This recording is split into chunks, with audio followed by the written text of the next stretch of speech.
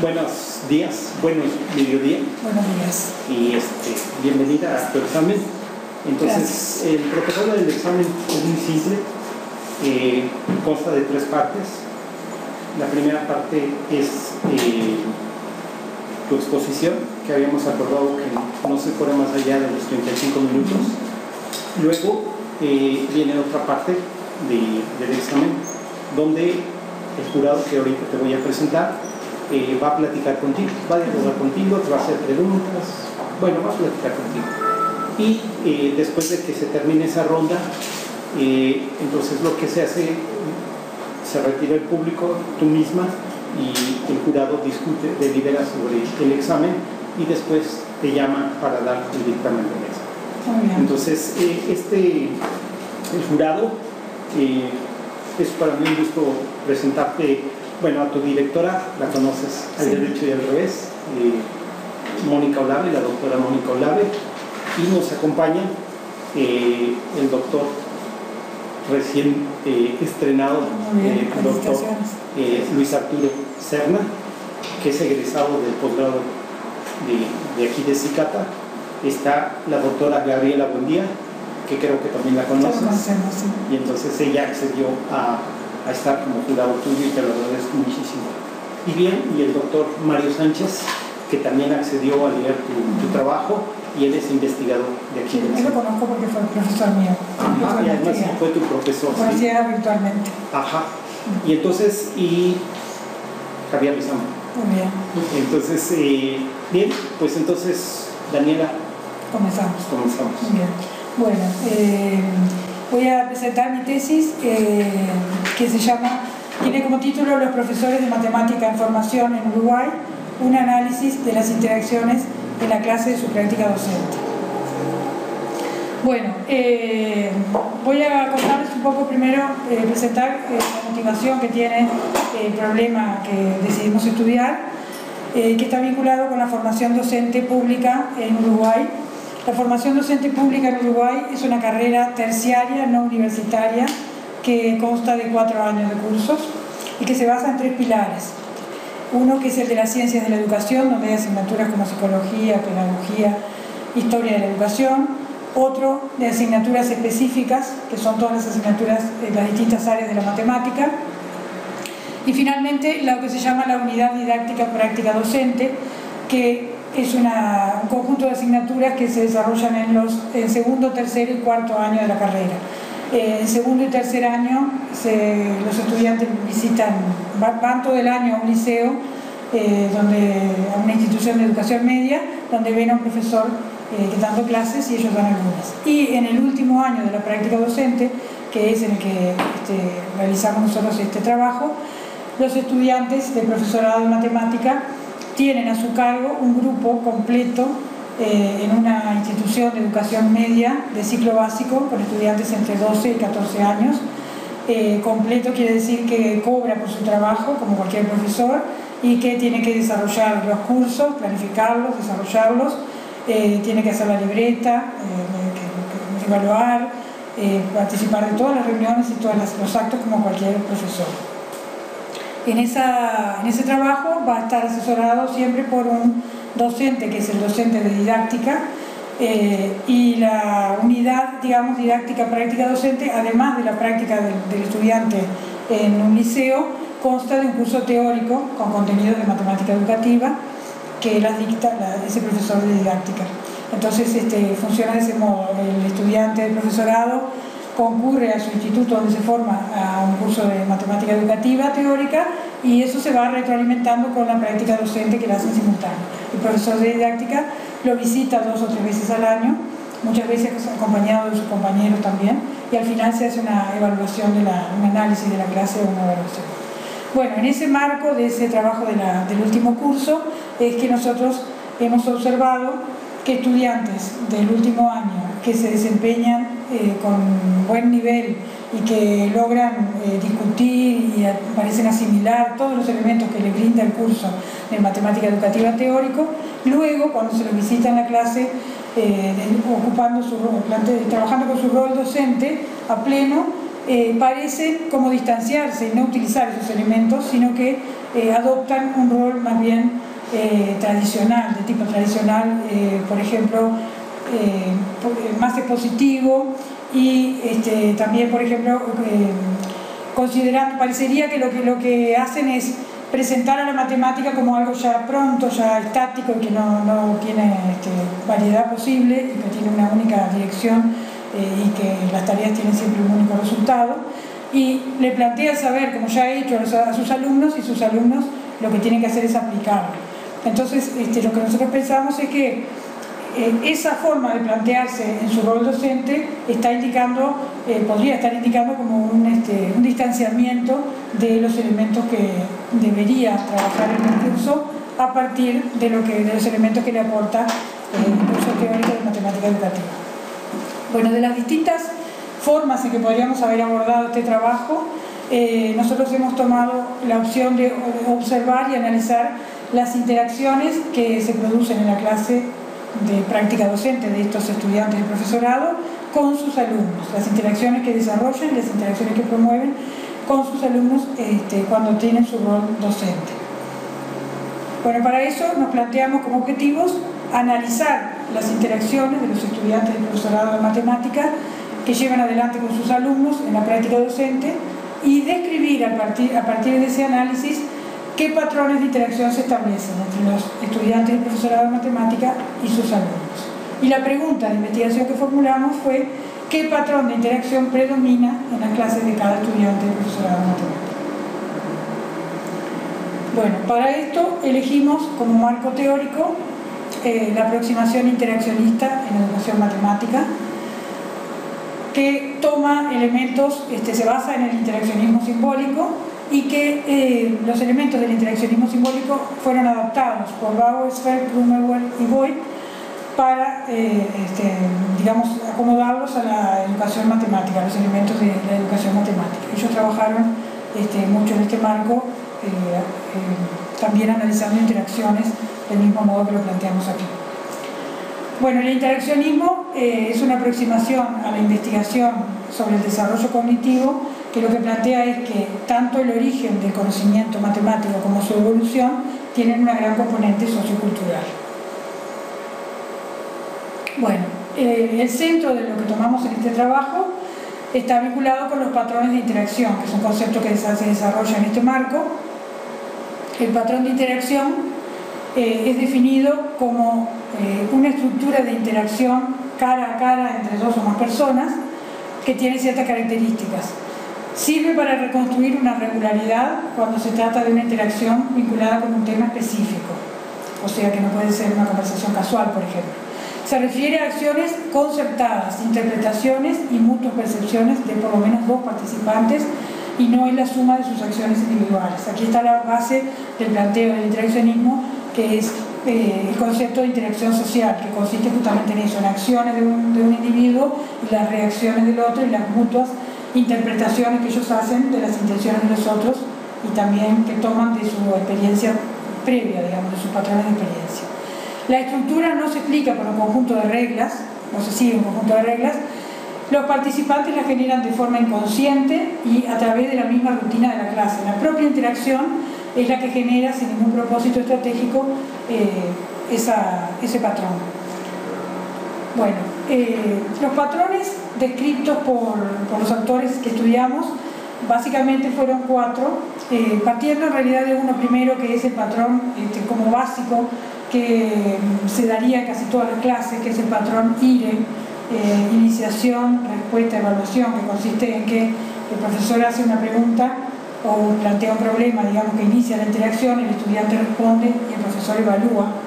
A partir de eso, estos autores enunciaron, describieron o configuraron, digamos, a partir de las interacciones que observaron en las clases, distintos patrones.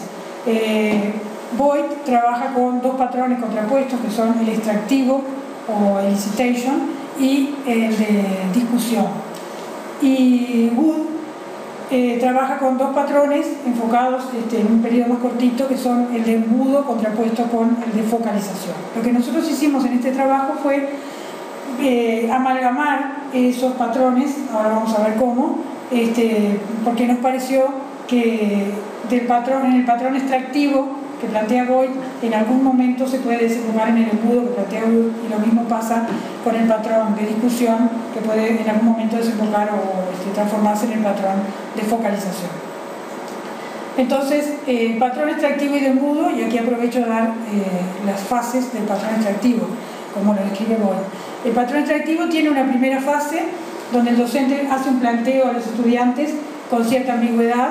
Eso plantea el marco teórico, que todas las tareas de la matemática que se plantean en la clase son ambiguas y que son, por lo tanto, pasibles de interpretación. Los distintos estudiantes responden, van respondiendo, digamos, van dando respuestas, y el profesor las va evaluando. Ahí estaríamos dentro del esquema IDE que mencioné recién.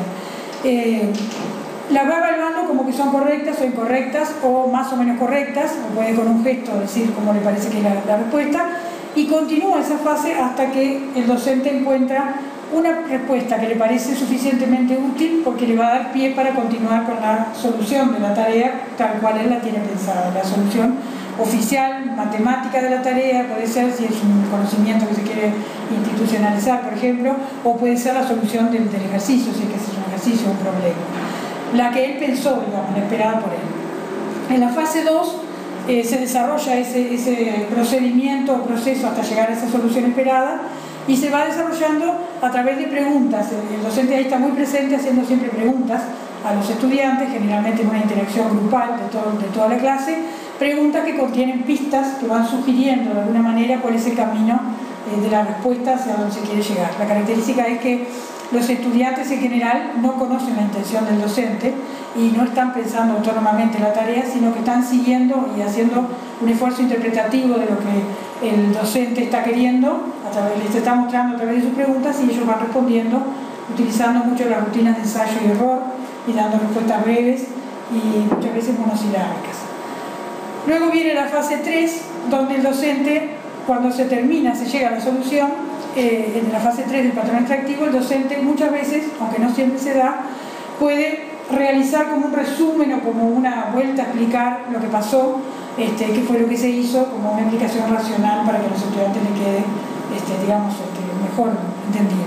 Pero muchas veces, en lugar de esa fase 3 y en el final de la fase 2, cuando el docente no logra que la respuesta esperada se llegue a través de los estudiantes, de la participación de los estudiantes, empieza a dar indicaciones mucho más directas, por eso se llama patrón de embudo, y en esas indicaciones directas ya no le preocupa quién da la respuesta, sino que la respuesta hasta la puede dar el mismo docente. El asunto es que la respuesta quede dada y que la solución se llegue, a esa solución esperada, oficial, matemática. Bueno, después nosotros comparamos el patrón de discusión, nos hicimos como una amalgamaje con el de focalización. El patrón de discusión, en ese patrón el docente propone una tarea, generalmente para trabajar en grupos, y los estudiantes se ponen a hacerlo, o sea que ya desde el inicio el planteo es diferente. Puede ser también individual, y el profesor puede ayudar a los alumnos si se atascan o si le hacen preguntas, pero no es una interacción del tipo de la que describí recién. En la segunda fase, el docente le pide a los estudiantes de algún grupo, por ejemplo, que pasen y hagan su solución, la tienen que hacer en el pizarrón o referente con los compañeros, y explicarla. La cuestión aquí fundamental es que el estudiante tiene que hacer la tarea, explicar la tarea a sus compañeros, y también tiene que justificar por qué la hicieron de ese modo. Eso es en la fase 3. En la fase 4, así como se describe en el patrón de discusión, el profesor, a veces entreverado con las explicaciones del estudiante o de los estudiantes, puede ir haciendo preguntas que sirvan para enfatizar en algunos aspectos o preguntar sobre por qué hicieron determinadas cosas para ayudar a la argumentación.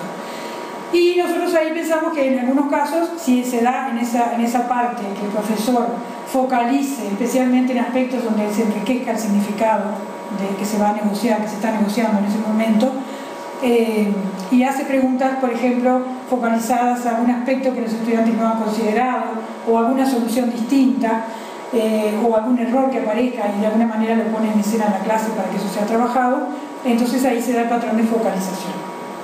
Finalmente, en este patrón el profesor indaga por otro tipo de soluciones distintas que manejen ideas diferentes, y entonces también otros estudiantes hacen la explicación de lo que hicieron, y eso también se institucionaliza. Es decir, no hay una solución única, la única esperada oficial que pensó el docente, sino que se aceptan otras explicaciones y se le da un lugar en la clase. Bueno, nosotros decidimos unos criterios para determinar el patrón en el momento de hacer el análisis, cuál patrón seguía el estudiante del profesorado de matemáticas. Esos se basan en algunas cuestiones que están indicadas en cada tabla que voy a mostrar ahora en la columna de la izquierda. Por ejemplo, la forma predominante de resolución de la tarea.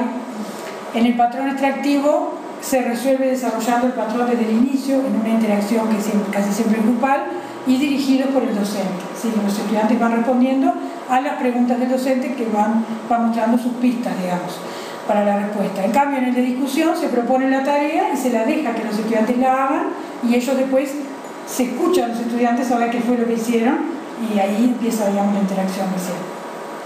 Otro criterio que tomamos fue la intención de las preguntas del docente.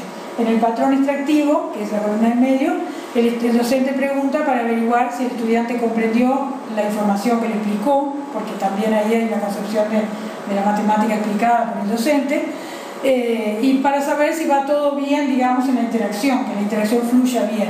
También pregunta para ir ayudando al estudiante a que encuentre la solución esperada por él. En cambio, en el de discusión, la intención de las preguntas es dialógica, establecer un diálogo con los estudiantes y también, sobre todo, averiguar qué está pensando el estudiante para poder ayudarlo a enriquecer el significado que el estudiante está construyendo, ese significado que se negocia a través de la interacción.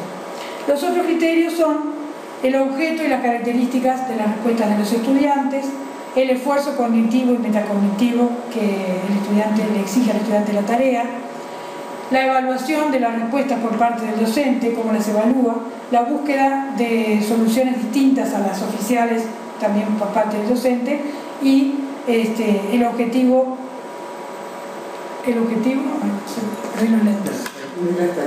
de las tareas, el objetivo de las tareas propuestas. Si es solamente llegar a un concepto o llegar a la matemática que quiere enseñar, o si las tareas tienen que ver con discutir ideas matemáticas y lo central es la discusión. Por eso que también en este marco se plantea, nosotros trabajamos con dos tipos de cultura bien diferenciadas, de acuerdo al patrón que se trabaje, generan, digamos, dos culturas de clase bien diferenciadas. Cuando mayoritariamente se desarrolla el patrón extractivo y el embudo, podemos decir que hay una microcultura que llamamos tradicional, esto tomado de Richards en 1991, donde justamente el enfoque es enseñar la matemática que ya está dada, que ya el profesor la sabe, se la enseña al alumno que no la sabe, y lo importante es eso, llegar a la solución. En cambio, en la microcultura, que podríamos llamar, que nosotros llamamos aquí investigativa, se desarrolla toda una serie de procesos vinculados con la conjeturación, con que el estudiante analice, trate de resolver el problema, busque planes de resolución y discuta con sus compañeros y argumente. Bueno, el marco teórico, nuestro trabajo, nosotros partimos también de lo que plantea Wood en 1994, que es que al docente en general se le plantea un conflicto entre los lineamientos que conoce desde la didáctica que le indican que tiene que centrar su actividad de la clase en los estudiantes, en lo que los estudiantes hagan, y el pensamiento de los estudiantes es lo principal para poder desarrollar aprendizaje matemático.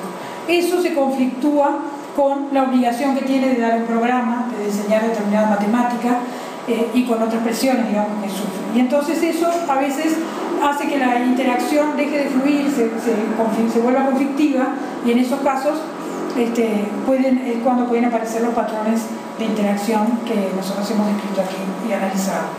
Y pensamos que en lo que tiene que ver con los estudiantes del profesorado de matemáticas de Uruguay, esto justamente nos podría mostrar si ellos desarrollan ciertos patrones, por ejemplo como el extractivo o el del embudo, como predominante, nos estarían mostrando que hay un distanciamiento, que fue del trabajo de lo que partimos inicialmente, de esos elementos que ellos estudian en el curso de didáctica teórica y que no los pueden tomar en la clase para hacer que el flujo de la interacción vaya por el lado de permitir que los estudiantes desarrollen su pensamiento y desarrollen estrategias de resolución de problemas y aprendan los contenidos, pero de manera que se los vayan apropiando.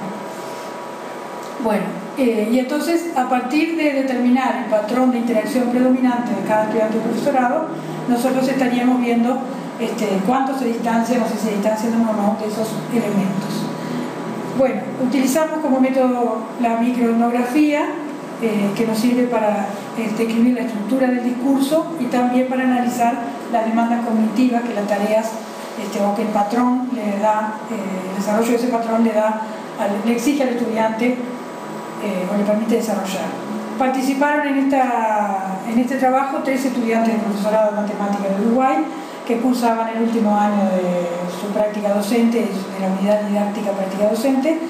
Ingresamos a 4 clases de cada uno de ellos, que las videograbamos, y este es el resumen de lo que hicimos. Observamos y videograbamos las 4 clases de cada uno. Luego completamos unos protocolos de observación. Los protocolos de observación fueron elaborados a partir de esos criterios que hace un ratito mencioné, con los cuales nosotros distinguíamos un patrón del otro. A partir de eso elaboramos un protocolo que fue llenado al final de cada clase observada. Luego transcribimos todas las interacciones que videograbamos y finalmente las analizamos en base a la descripción de los patrones y a los protocolos de observación. Bueno, y ahora lo que voy a mostrarles es contarles algunas interacciones de algunos estudiantes de lo que vimos y cómo hicimos el análisis. Bueno, el primer estudiante de profesorado que vimos, que yo le llamo EPM1, porque es el número 1, por ponerles un orden, estaba trabajando con una revisión hacia una prueba que van a hacer posteriormente y entonces manifestó que iban a repasar paralelogramos. Entonces presenta esa pregunta: ¿qué tenía de particularidad el paralelogramo? ¿Qué cumplía la figura? A lo que los estudiantes empiezan a responder distintas propiedades. En algunas ocasiones las enuncian erradamente, por ejemplo dicen ángulos paralelos y el profesor le pone cara como de que está, con un gesto le señala que está equivocado, las van corrigiendo, bueno, y van llegando a enunciar diferentes propiedades hasta que ellos, bueno, los estudiantes en ese momento no conocen con qué intención se está haciendo ese repaso, pero siguen el fluir, digamos, van siguiendo porque el estudiante del profesorado les plantea. Es una pregunta abierta porque pudieron decir distintas propiedades, solo que el estudiante del profesorado se queda con una de esas. Solo les dice, bueno, vamos a tomar ahora en cuenta la propiedad de que los ángulos opuestos son iguales y con esa propiedad vamos a resolver el siguiente ejercicio. El siguiente ejercicio pone resolver de título en el pizarrón y dibuja una representación parecida a esa, donde aparece una figura que él les va diciendo que es una figura de análisis, que no importa que esté bien hecha, pero que se tiene que parecer a un paralelogramo, o sea que les está indicando que está representando un paralelogramo, y figuran allí los 2 ángulos que han marcado su medida, 3x en un caso y x en el otro, ¿sí? Bueno, entonces comienza la resolución de la tarea. Ya de entrada el EPM1 le dice a los estudiantes, bueno, ¿qué tema será que vamos a trabajar? Ya que estamos viendo paralelogramos, ¿qué tema les parece que vamos a trabajar? Y algunos dicen, o varios dicen ecuaciones. Nosotros pensamos aquí se tematiza el tema de ecuaciones cuando la tarea en realidad era una tarea ambigua, porque si nosotros vemos, allí se podría ver, como no dice nada más que resolver, no está claro qué es lo que se quiere hacer. Por un lado, los estudiantes podrían haber pensado que como iban a usar la propiedad de que los ángulos opuestos eran iguales, tenían que completar x en el ángulo D y 3x en el ángulo C. Podría haber sido esa la tarea.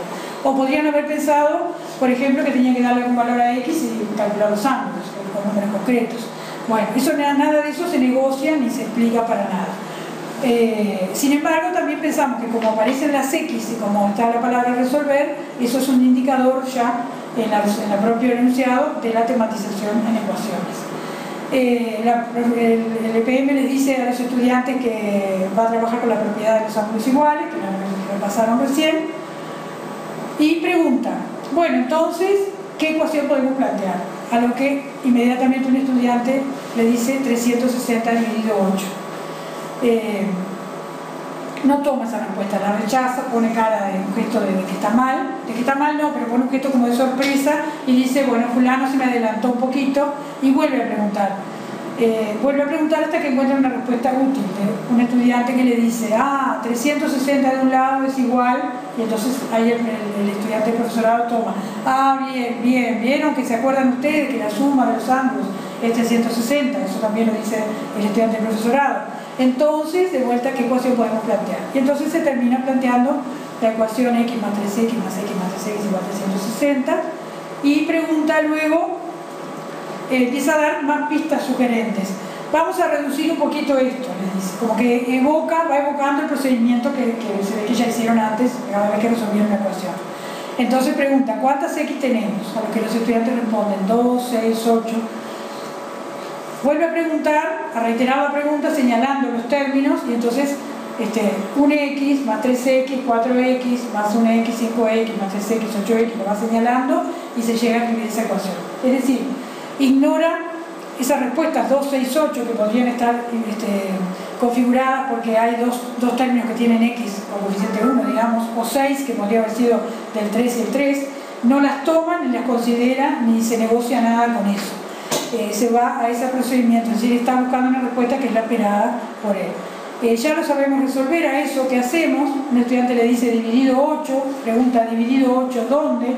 Para que le digan en los dos lados, en los dos miembros, y qué nos queda, y bueno, finalmente queda resuelta la ecuación. Esto que aparece en este episodio es prototípico de todas las interacciones que observamos y que presentó este estudiante de profesorado de matemática en sus clases. Siempre presentaba una tarea, la hacían entre todos y luego la hacían de este modo siempre, luego les daba tareas para hacer a ellos, pero eran idénticas o casi idénticas a las que habían hecho en la clase. Y en las interacciones con ellos también solos interactuaban de la misma forma. Bueno, en conclusión pensamos que el abordaje que toma es grupal, que una vez que encuentran una respuesta útil comienza la interacción, o sea que se están dando las fases del patrón extractivo, porque es parte de una pregunta donde busca una respuesta útil y cuando llega esa respuesta útil empieza la interacción con las pistas que da para que los estudiantes vayan encontrando el camino a la solución. No toma las respuestas divergentes o las rechaza con gestos.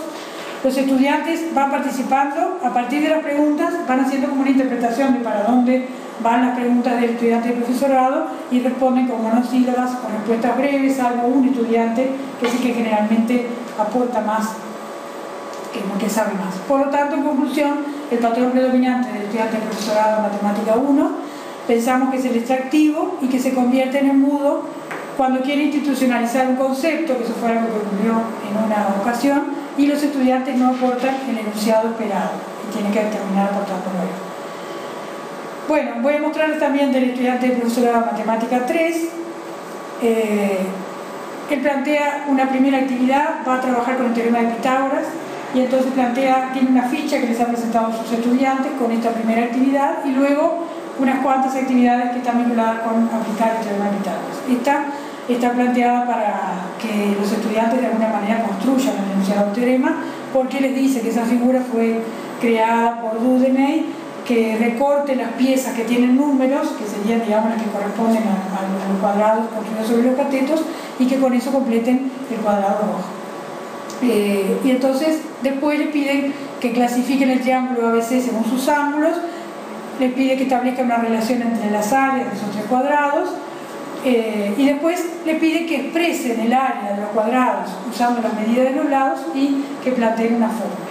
Bueno, comienza la actividad con el estudiante de profesorado explicándoles la consigna. Los estudiantes, no hay mucha negociación ahí, simplemente les reitera lo que tienen que hacer y ellos se ponen a trabajar. En esa etapa él los deja trabajar, va por sus lugares, los ayuda, por ejemplo, si les van quedando huecos en los cuadrados, en el cuadrado rojo cuando van poniendo los otros, les dice, mira que aquí queda un hueco, pero no los ayuda mayormente. Luego toma toda la clase, los invita para hacer, digamos, unas ciertas explicaciones de cómo siguen, las partes que siguen, una vez que han terminado el puzzle, y eso ya desemboca en una interacción grupal, es decir, no es que les explica, bueno, ahora tienen que hacer tal cosa, y vuelvan a hacerlo, sino que ahí ya siguen hablando de todo lo que sigue de corrido de manera grupal. En la parte A, él pregunta, bueno, ¿cuál es la clasificación de cómo se clasifica este triángulo? ¿Se acuerdan cómo se clasificaban los triángulos? Y los estudiantes empiezan a decir obtuso, agudo, y ella dice, no, pero esos son los ángulos, yo quiero la clasificación de los triángulos. Bueno, van diciendo hasta que también aparece una respuesta que dice rectángulo, y entonces el estudiante del profesorado dice, bueno, sí, ¿se acuerdan? Esto es un rectángulo, un triángulo rectángulo, y vieron que incluso está marcado termina ahí esa parte. En la parte B, que se trata de establecer las relaciones entre las áreas de los cuadrados, les pide a los estudiantes, grupalmente siempre, que den una relación. Los estudiantes empiezan a decir, dicen inmediatamente, un estudiante al ratito dice, bueno, que la suma de dos cuadrados, de los dos más chicos, dice, es igual al área del grande. La suma de los cuadrados, él le pregunta, bueno, pero son los cuadrados que sumamos, no, entonces dicen que es el área, la suma de las áreas. Después le dicen de los menores y él dice que no, que los menores no van a decir. Entonces otro propone decir, bueno, los que están numerados así, así, así, sumados sus áreas, me da el área del cuadrado rojo. Y finalmente acepta esa respuesta como para escribirla y la escriben como solución de la parte B. Finalmente, en la parte C, que no lo escribí allí, en la parte C, donde tienen que escribir una relación con símbolos, ahí también negocian, bueno, se llaman las medidas, cuáles son las medidas de los lados del triángulo, que están indicadas allí, que son A, B y C, le pregunta cuál es el área de uno de los cuadrados, A cuadrado, y así se llega a la relación A cuadrado más B al cuadrado igual C al cuadrado, y queda escrita en el pizarrón. Y entonces allí, un poquito después de eso, ahí el estudiante profesorado dice, bueno, que ahí han llegado a una relación entre las medidas de los lados, es la única mención que hace la medida de los lados, y les dice que les va a dictar el teorema de Pitágoras, y lo que dice es, en cualquier triángulo rectángulo, mientras le va dictando, dice, es un juego de palabras que a veces es difícil de decir, pero no hay otra forma más sencilla de decirlo, el cuadrado de la medida de la hipotenusa es igual a la suma de los cuadrados de la medida de los catetos. Ya cuando estuvieron negociando cómo llamarle a los cuadrados, si eran los menores o los rojos o los verdes o cómo era que los iban a nombrar, él varias veces las intervenciones del estudiante del profesorado fueron en el sentido de decir, bueno, pero fíjense que los cuadrados están construidos sobre los catetos, están construidos sobre la hipotenusa, pero eso los estudiantes nunca lo tomaron y él lo respetó, pero sin embargo aquí lo escribe directamente. Creemos que parece que no visualiza la dificultad que tienen los estudiantes para cambiar el contexto de las áreas al contexto de las longitudes, porque para los estudiantes la relación simbólica A al cuadrado más B al cuadrado más C al cuadrado sigue siendo una relación entre áreas, entre las áreas de esos cuadrados. Nos parece que no queda, esa parte no queda negociada de manera que para los estudiantes se haga explícito, porque en las siguientes tareas, que todas son para trabajar el teorema de Pitágoras aplicándolo usando longitudes, los estudiantes muchas veces en casi todas las interacciones plantean usar áreas, ya sea áreas de los cuadrados o áreas del triángulo, se vuelven a su contexto inicial, que también es una de las cosas que se plantean en este marco que nosotros trabajamos. Bueno, en conclusión, el estudiante 3 tiene dificultades para favorecer la evolución desde las ideas iniciales de los estudiantes que él las toma, pero para que evolucionen hacia el conocimiento matemático, como que termina en una imposición, entonces el conocimiento matemático en una imposición suya. Si bien inicialmente plantea formas de trabajo que se pueden considerar dentro del patrón de difusión, porque muchas veces les da tareas y les dice que las hagan ellos, cada vez que o se presenta una duda y van a resolverla, se torna en una interacción grupal y allí ya empieza él a no poder resolver el asunto de las respuestas divergentes que reciben los estudiantes y termina desembocando en darles pistas. En algún caso, por ejemplo, en un momento, en otro ejercicio les dice, pero aquí, ¿qué podemos usar? Y les señala lo que tienen que usar, que es el teorema de Pitágoras, el enunciado del teorema, cuando los estudiantes han dicho cualquier otro tipo de respuestas. Se produce entonces un conflicto entre su intención dialógica y las interacciones reales que luego desarrolla con los alumnos. En conclusión, pensamos que el patrón predominante del EPM3 es el extractivo. En los momentos de interacción grupal, sobre todo, se configura el embudo en algunas ocasiones, especialmente cuando quiere institucionalizar el concepto, que lo termina diciendo él y que dice que no hay otra forma de decirlo. Bueno, en los resultados, voy a leer solamente el del estudiante 2, que es el que no he mencionado. El estudiante 2 también plantea un trabajo inicialmente que los estudiantes realizan de forma individual porque manifiesta que tienen problemas de conducta, pero después que los estudiantes realizan la tarea, pasan a la pizarra y explican, tienen que explicar lo que hicieron y supuestamente tienen que fundamentarlo. Pero lo que ocurre es que el estudiante del profesorado no hace ninguna focalización ni tampoco hace ningún tipo de preguntas hacia el enriquecimiento del significado. Y entonces termina siendo también como una cuestión estereotipada, que cada estudiante que pasa, todos dicen lo mismo y entonces no hay ningún tipo de, como que no tiene mucho sentido esa justificación que se da, que no hay una real negociación de significados ni discusión con lo que plantearon otros. También pensamos que se configura el patrón extractivo, a pesar de que sea un inicio de otro tipo, cuando hay respuestas muy divergentes. O sea que es para cerrar y que pueda fluir, digamos, la interacción de la clase. Bueno, las conclusiones y reflexiones finales. Las rutinas y los patrones se necesitan en la clase. Es muy difícil pensar en una clase sin rutinas. El asunto es cuando esas rutinas se vuelven estereotipadas y cuando pasan a ser, por ejemplo, estos patrones como el extractivo o el de embudo, pasan a darse siempre, constantemente en todas las clases, porque eso termina generando una clase, una microcultura de clases donde no hay una negociación de significado y no se enriquece el significado que después cada estudiante va a tener que tomar para sí.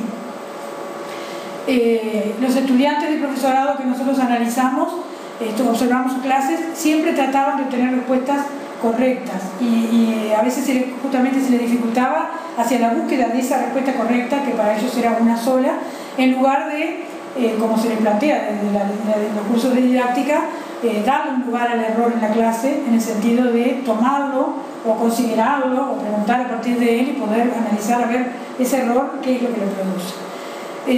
Por otro lado, creemos que los estudiantes del profesorado sufren muchas presiones cuando dan este curso en el que tienen que cumplir el rol total de profesores. Presiones institucionales, por ejemplo, porque tienen que, digamos, poder con la clase, que no se les demanden los alumnos, tienen que cumplir con el programa, tienen que tener cierto número de alumnos que salgan, todas esas presiones institucionales que pesan sobre cualquier docente, en particular sobre estos estudiantes que están empezando a trabajar, también pesan. Lo mismo pasa con las presiones de sus colegas, que son todos más experimentados que ellos, y que en las instancias de coordinación generalmente, no siempre, ¿no?, pero en muchos lugares pasa que imponen sus posturas de cómo organizar los cursos, y eso también nos puede presionar. Pensamos que entonces hay peligro de que se atienda más a la solución esperada que al proceso, y en ese proceso justamente es donde se da la riqueza mayor y donde se puede negociar el significado. Si los estudiantes les dejamos que piensen, desarrollen su pensamiento como sea, y luego tomamos todo eso para hacer una discusión en la clase, y ese proceso aquí está como perdido. Y finalmente pensamos que este trabajo puede tener implicancias hacia la formación docente, al menos en nuestro país. Los autores de este marco teórico plantean que los docentes, donde aquellos que se les ha mostrado que configuraban el patrón extractivo y de embudo, suelen sorprenderse porque los patrones, como son inconscientes, ellos no tenían conciencia de que lo estaban configurando, y entonces nosotros pensamos que aquí pasa algo similar, que los estudiantes de profesorado de matemática no son conscientes de los patrones que desarrollan en su clase, y que eso sería una buena cosa, que en la formación docente se pudiera trabajar esta temática y se pudiera hacer que ellos se dieran cuenta o pudieran observar sus propios patrones o los patrones de compañeros de ellos. Bueno, muchas gracias. Aquí termina mi presentación. Y ahí está.